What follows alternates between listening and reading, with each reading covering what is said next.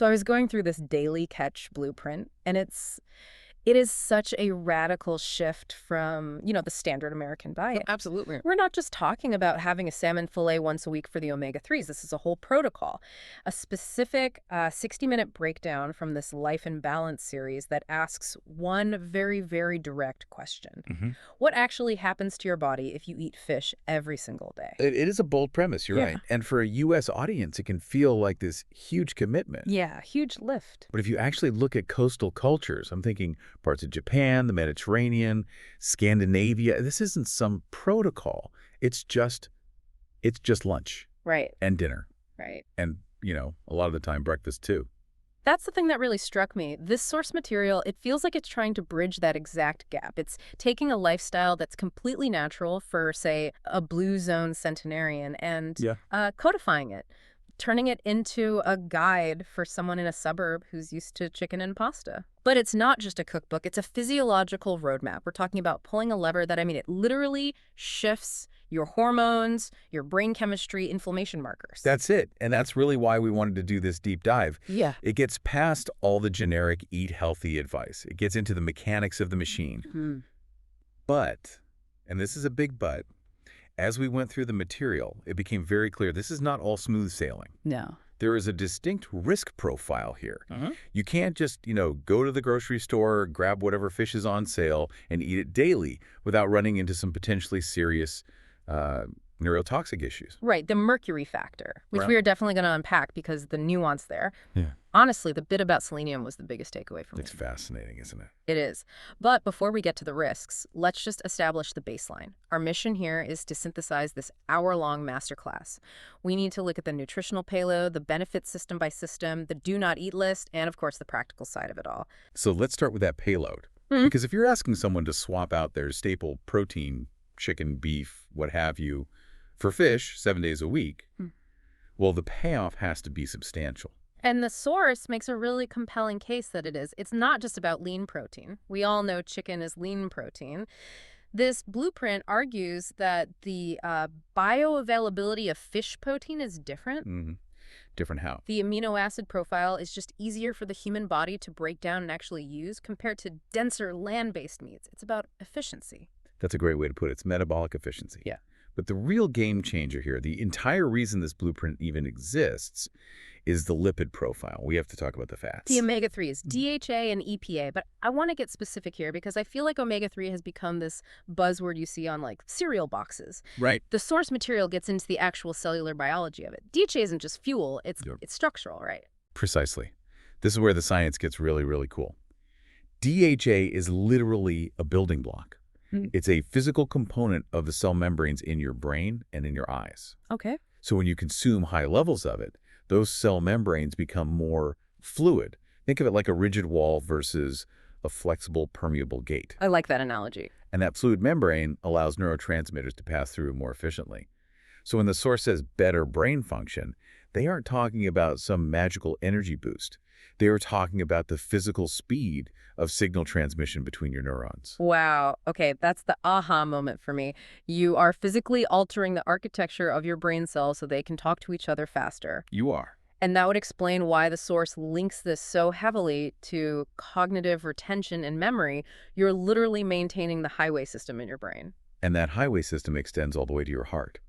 The EPA component of the omega-3s acts almost like a lubricant for the cardiovascular system. Sure, it reduces triglyceride levels, but its main chime in this protocol is to be anti-inflammatory. It stops the blood vessels from hardening and getting inflamed, which is, the precursor to almost all heart disease. It's interesting you bring up inflammation because the source lists a few hidden gems in the nutrient profile that I don't think get enough attention. Everyone obsesses over the oil. Right. But I was looking at the micronutrients. Vitamin D, iodine, selenium. Vitamin D is a massive one. Very, very few foods naturally contain vitamin D. We mostly get it from sunlight. But fatty fish is one of the only real dietary sources. So if you're eating it daily, you're essentially microdosing a hormone precursor that regulates your entire immune function and bone health. And iodine. People don't talk about iodine enough. Vital for the thyroid. And your thyroid dictates your metabolic rate. If your thyroid is sluggish, everything slows down. Your energy, digestion, cognition. The ocean is rich in iodine, so fish is just the perfect delivery system for it. So, okay, we've got a fluid brain, a lubricated heart, and a kickstarted thyroid. Now let's get to the menu. The source is very specific about which fish actually provide this payload. We aren't talking about fish sticks. No, definitely not. To get that real DHA and EPA punch, the blueprint points directly to the cold water fatty fish. Salmon is the poster child, of course. Of course. But it also really highlights sardines, mackerel, and trout. The oily bunch. The oily bunch. Yeah. And that oil is the medicine. So if I actually adopt this protocol, let's say I commit to this daily catch thing for a month, what's happening to me system by system? The source has this section, Health Benefits Explained, and it goes pretty deep into the mental health side of things, which I have to say, it surprised me. It is surprising, but the data is pretty robust. The source points to studies that link high fish consumption to significantly lower rates of depression and anxiety. And what's the mechanism there? It comes right back to what we just talked about, inflammation. There's a growing body of research, sometimes called the cytokine theory of depression, which suggests that depression is, in a way, an allergic reaction to systemic inflammation. That is a wild concept. The idea that a mood disorder could just be a symptom of a physical inflammatory response? Exactly. So if you flood your body with EPA and DHA, which are nature's most potent anti-inflammatories, you calm that immune system down. And when the immune system calms down, the brain often follows.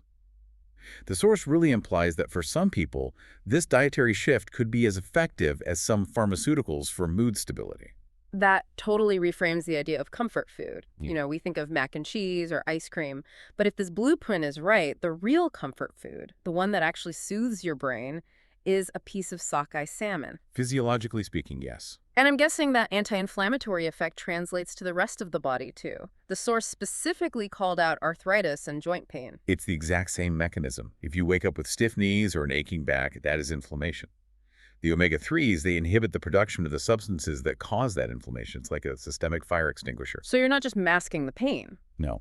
The daily catch protocol argues that over time, you are lowering the baseline level of inflammation in your entire body. And then there's the longevity angle. The source uses terms like cellular health and anti-aging. Is that just marketing, or is there something to it? Well, think about it. If you keep your cell membranes fluid and you keep inflammation low, you are literally slowing down the wear and tear on the organism. It's just good maintenance. Like changing the oil in your car. Exactly. It's like changing the oil every 3,000 miles instead of every 10,000. The engine just lasts longer.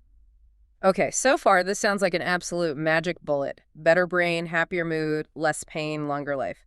But I read the risks and cautions section, and it is not a footnote. It's a pretty stark warning label on this whole thing. It has to be. Huh. Because the ocean today, well, it's not what it used to be. We have to talk about mercury. And this is where the source material gets incredibly nuanced. It's not just fish has mercury.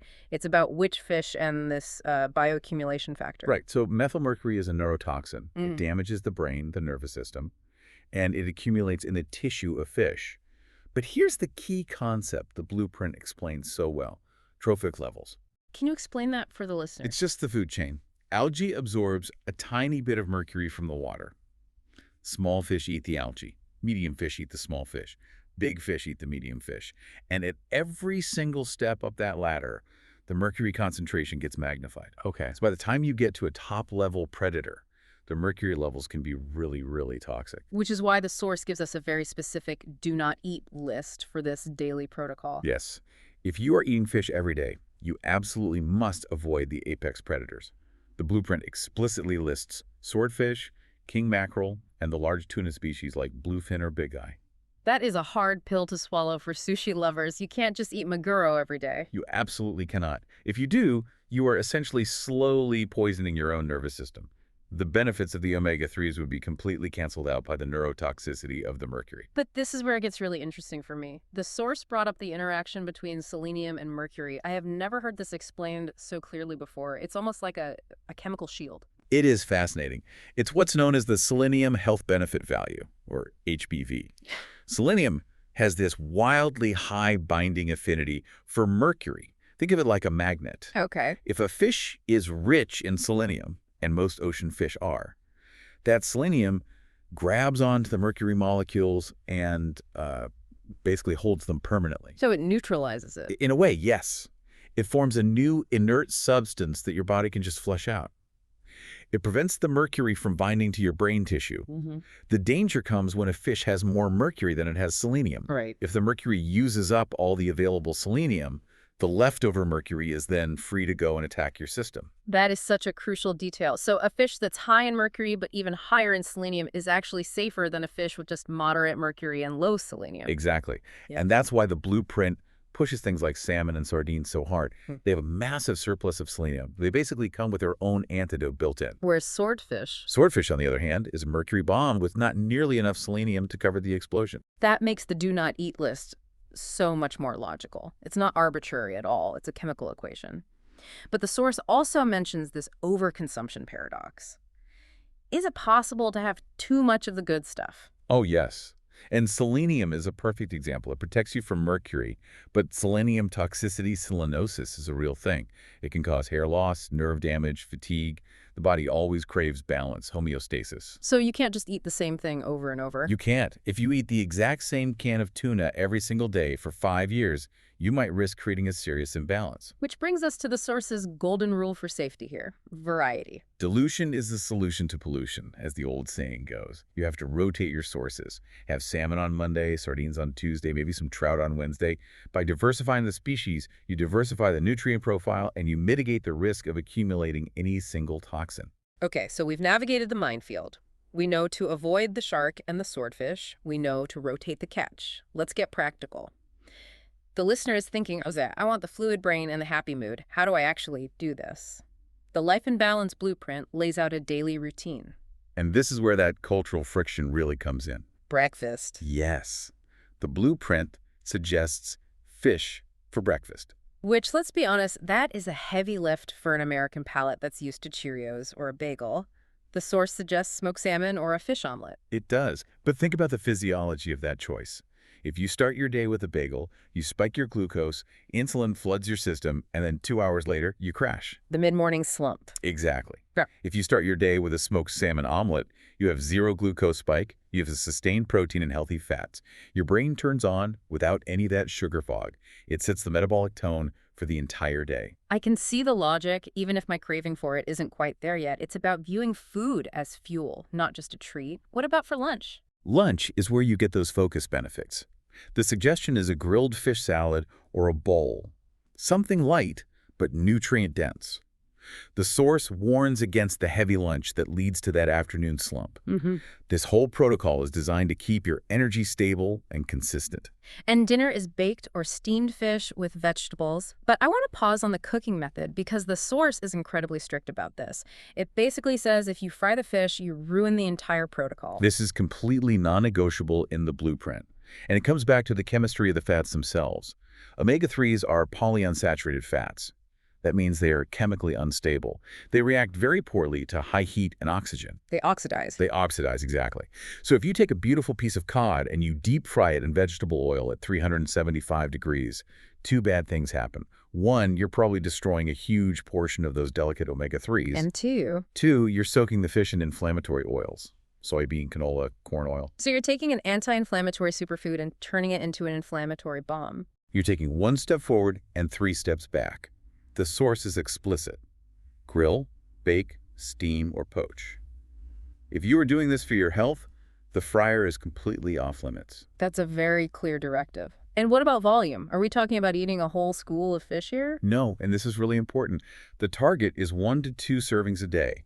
A serving is roughly 3 to 4 ounces. Okay. We aren't talking about a 16-ounce steak equivalent. It's a targeted dosage. It strikes me that this entire protocol is really about precision. It's not eat as much as you can. It's eat the right amount of the right thing, prepared the right way. Precision is the perfect word for it. It's treating nutrition with the same kind of respect you would treat a medication.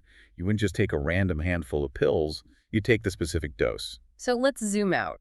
We've covered the why, the brain fluidity, the inflammation reduction. We've covered the what? The oily fish, the selenium shield, and the how baking, not frying, rotating the species. What does all this mean for the person listening right now? I think it challenges the way we all view the fundamental purpose of eating. That title, Life in Balance, is really telling. This isn't about some new obsession. It's about integrating a powerful tool into a balanced life. But the underlying message, I think, is agency. Agency over your own biology. Yes. We so often feel like our moods, our energy levels, our aches and pains, that they're just things that happen to us. You hear people say, oh, I'm just getting older, or I'm just an anxious person. Sure. The science in this blueprint suggests that a significant portion of that is actually input dependent. That's incredibly empowering. It is. If you change the input, you change the output. If you start replacing inflammatory inputs with these high-quality brain-building fats, you might just find that the anxious person you thought you were was actually just a person with an inflamed nervous system. And that leads me to the final thought I really wanted to leave everyone with. The source emphasizes mood and mental health so heavily, it really made me question my own lunch habits. It forces you to ask that question, right? Is this meal serving my future self? Exactly. If we view food as a kind of prescription, could a change in diet be as effective for some people as traditional interventions for mental clarity? The source certainly seems to think so, so I'd invite you, the listener, to try it. Maybe not the full daily protocol right away, but just look at your plate today. Is it feeding your brain or is it just filling your stomach? It's a question worth asking every single time you open the fridge. Absolutely. Whether you're brave enough for the breakfast sardines or you're just swapping a burger for some baked trout, the science says your body will notice the difference. And your brain will thank you for it. That's it for this deep dive into the Daily Catch. Thanks for swimming along with us. We'll see you next time.